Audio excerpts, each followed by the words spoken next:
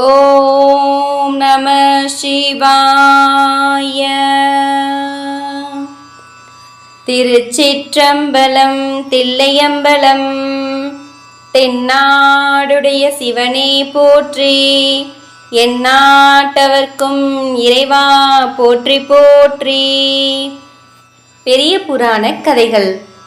63 நாயன்மார்களின் வரலாறு.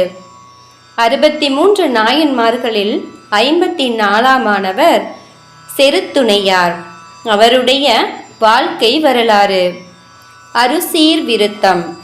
உள்ளும் புறம்புங் குலமரபின் ஒழுக்கம் வழுக்கா ஒருமை நெறி கொள்ளும் இயற்பிற் குடிமுதலோர் மலிந்த செல்வக் குலபதியாம் தெள்ளுதந்திரைகள் மதகுதொறும் சேலும் கயலும் செழுமணியும் தள்ளும் பொன்னி நீர்நாட்டு மருகநாட்டு தஞ்சாவூர்.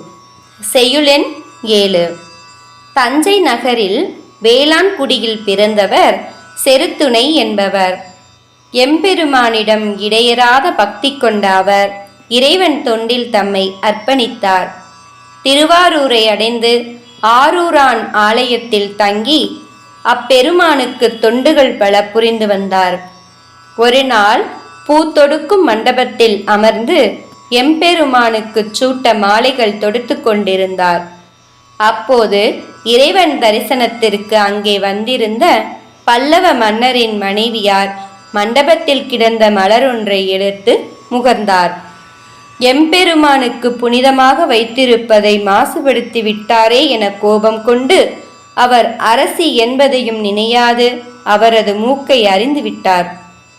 அங்கே வந்த பல்லவ மன்னன் விஷயம் அறிந்து, மலரை எடுத்த கரத்தை அல்லவோ முதலில் துண்டிக்க வேண்டும் என்று அரசியின் கரத்தை துண்டித்தான்.